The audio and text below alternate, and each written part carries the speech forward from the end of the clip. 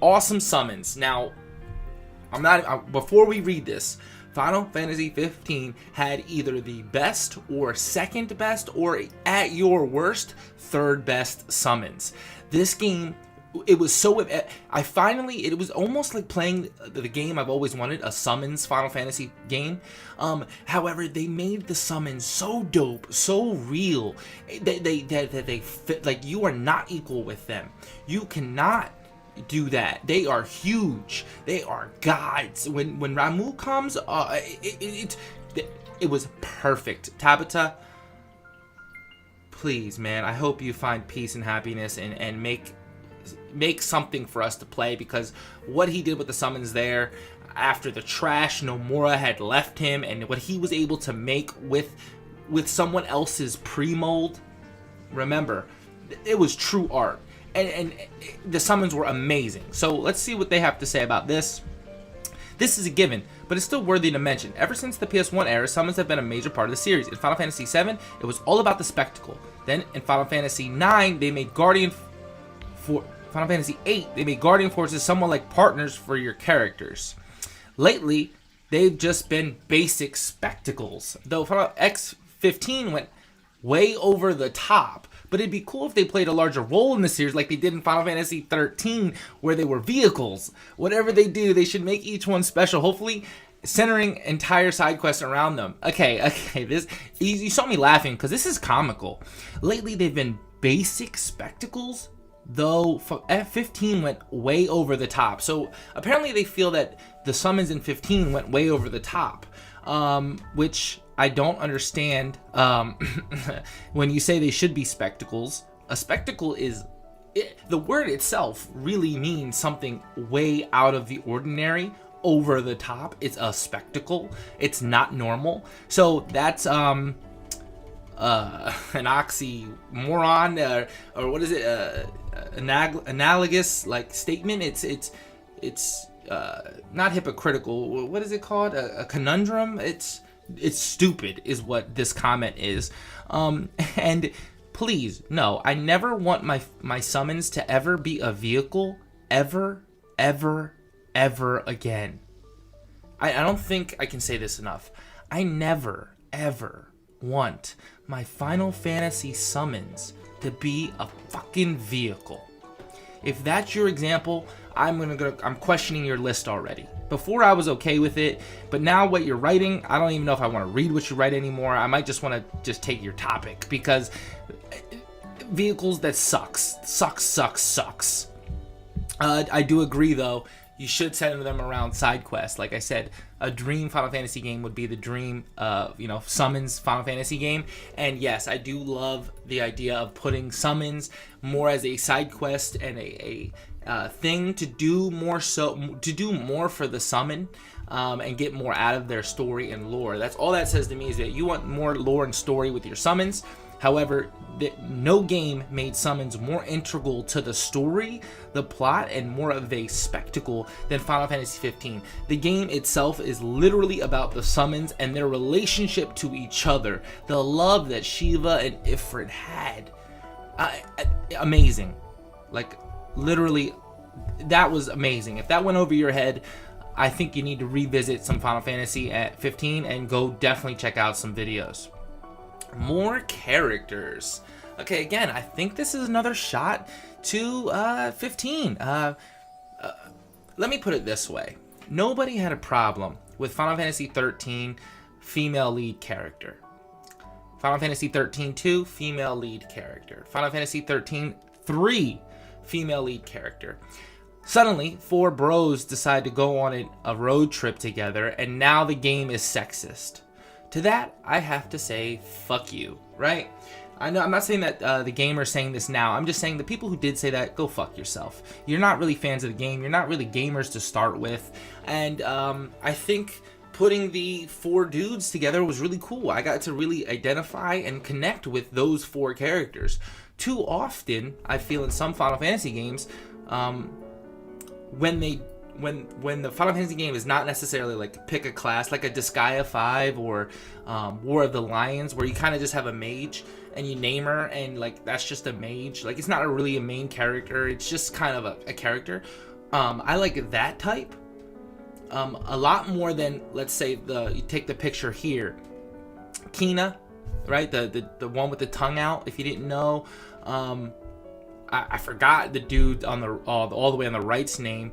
That's the thing. I don't want useless main characters and characters that I can throw away on the side if I don't want to. I'd rather you give me the blue mage class. Boom. Okay, fine, it's a blue mage, but I have my main character. So I would actually kind of disagree with the more character statement.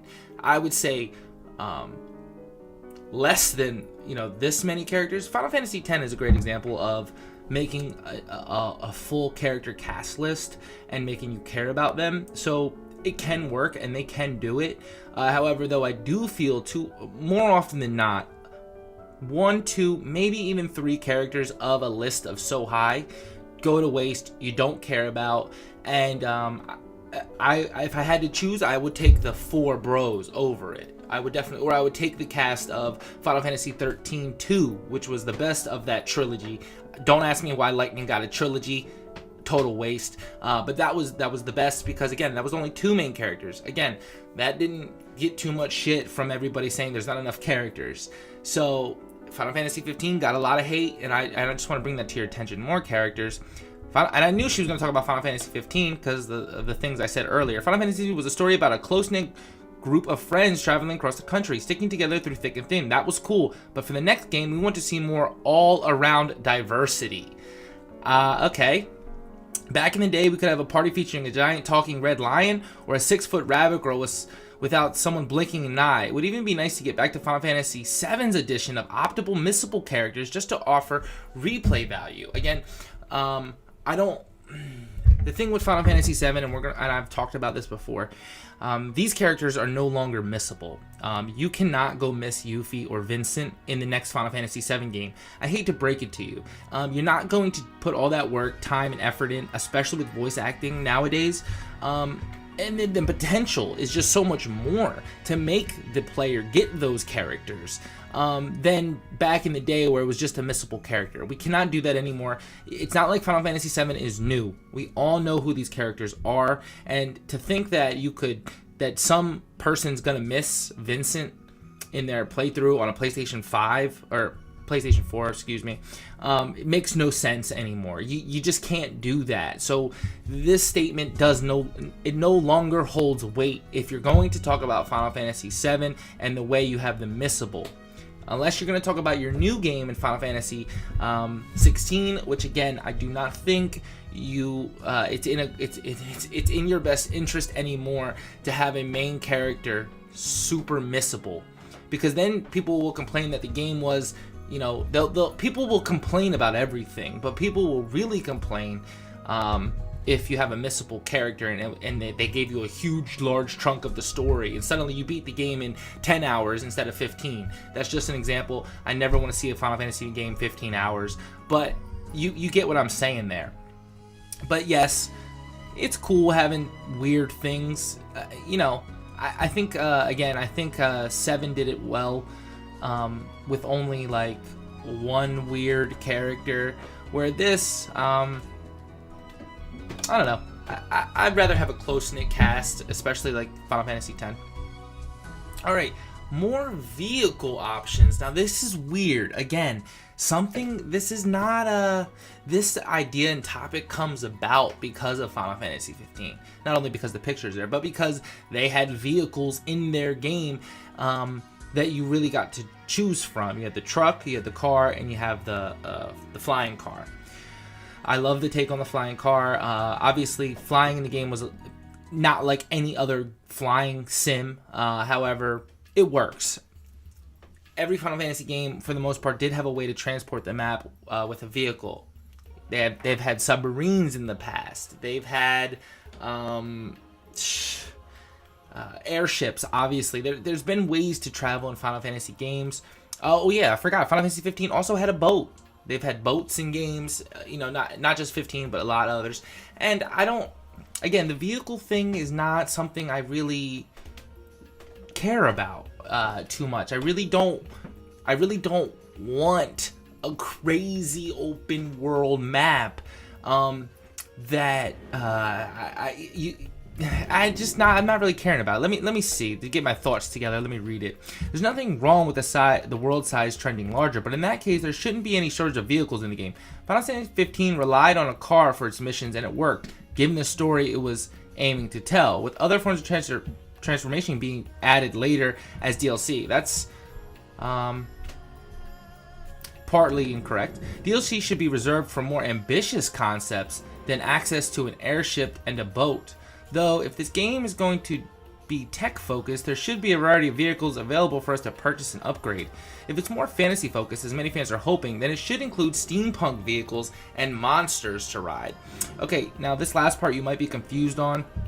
One of the directors, I'm forgetting the name right now, had said that he would like to see a Final Fantasy game with no mecha, no machinery and no anything like that. And to that I say no.